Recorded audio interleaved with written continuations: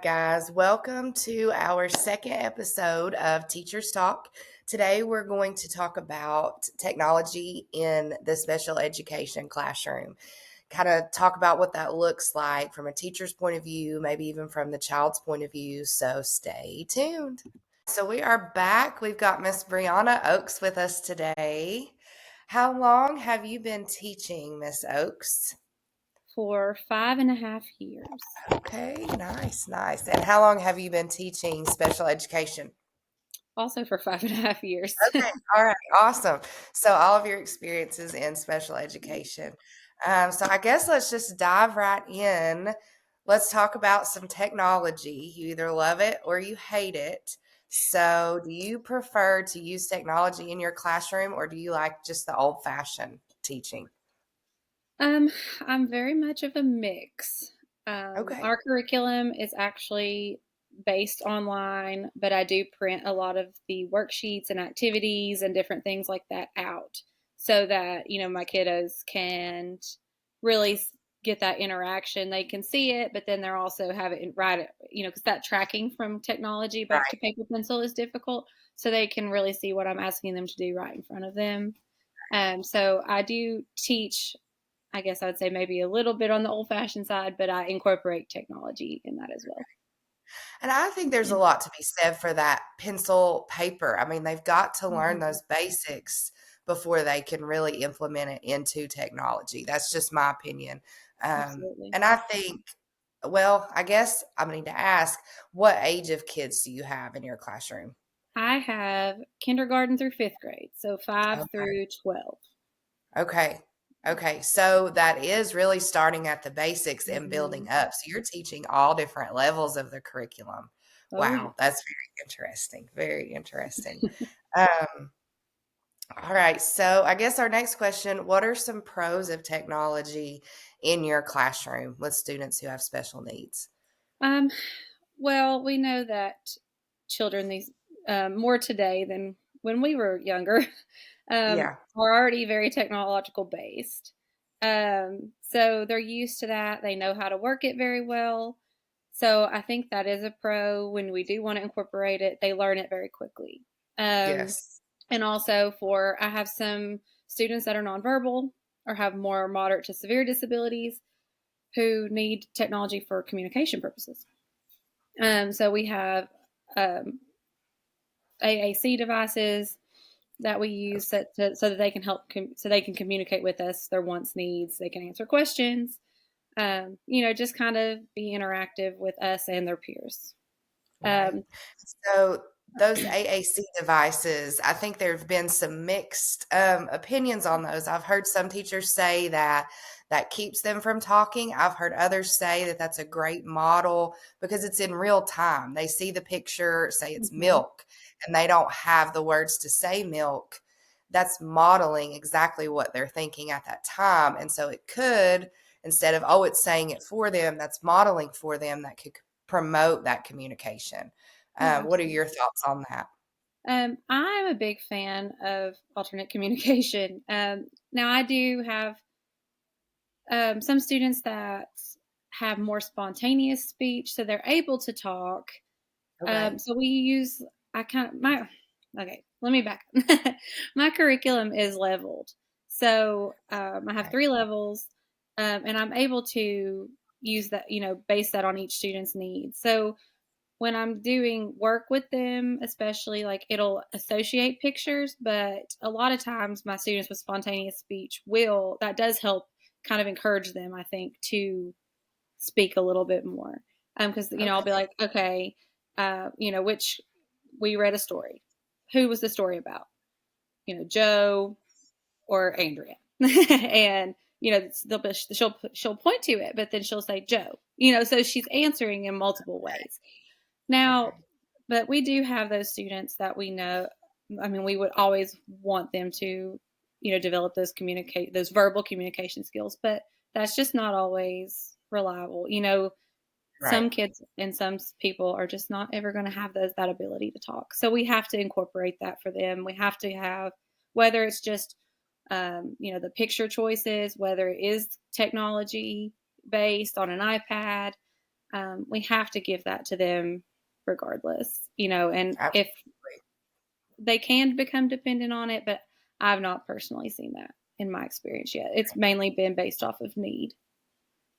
And I think too, like you said, you have to experience and see what your students are doing, what they're capable of, what they're not. Having just a generalized opinion saying that, oh, well, that will keep them from talking. That's not what special ed is. You have to get in there with your kids and see what works best for each child. So you're a wonderful advocate of that. And I think that that's awesome. Thank you. Let's see here.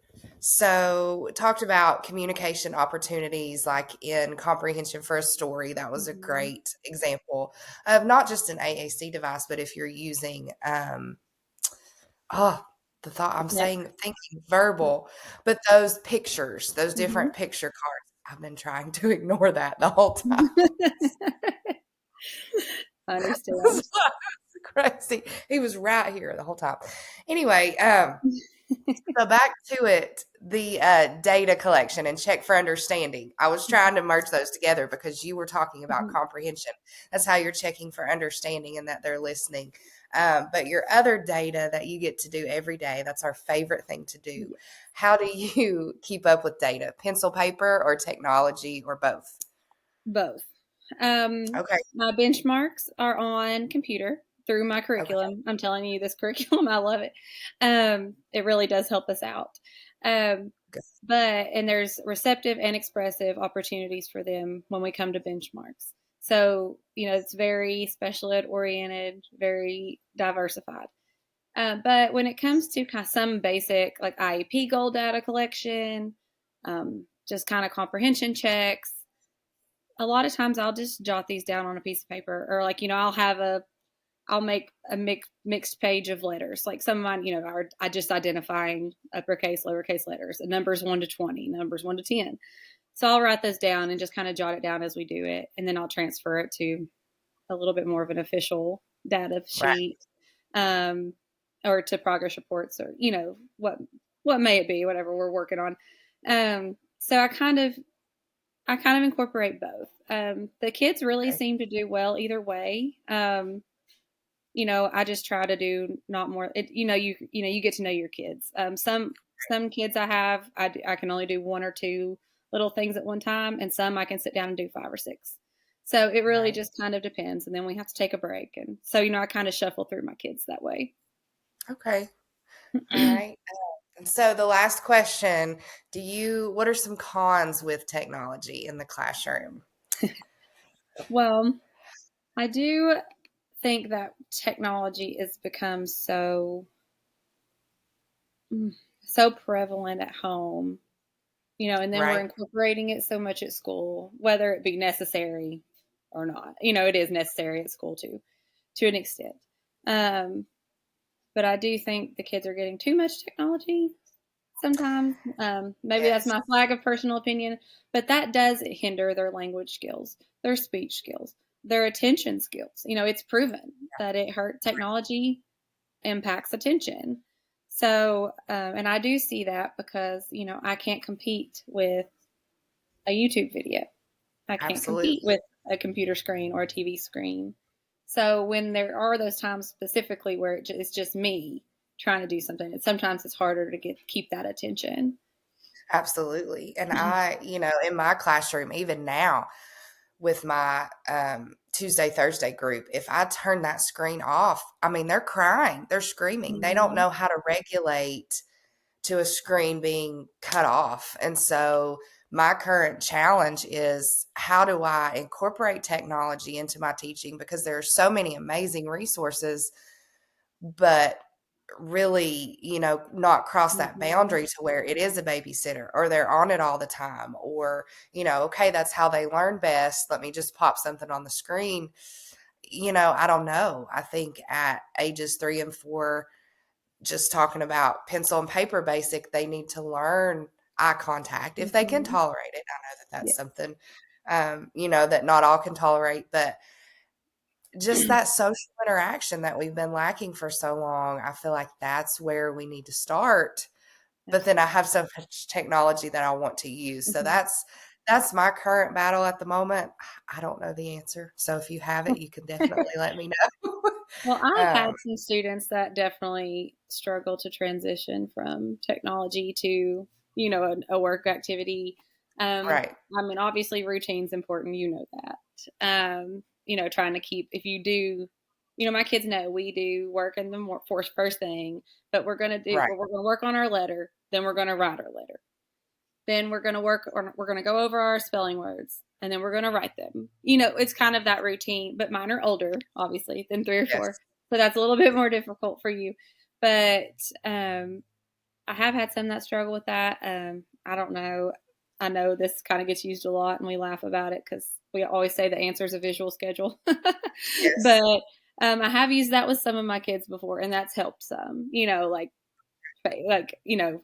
kind of having a picture of the box light or the smart board, whatever you're okay, using. Then maybe, having a pencil paper, like I don't know, whatever your kids will use. If you just right, you do a picture of a pencil or, however you need to modify it for your kiddos. But I have yes, used that. Not saying that's the end all be all because it works, and it might work today and it might not work tomorrow. absolutely.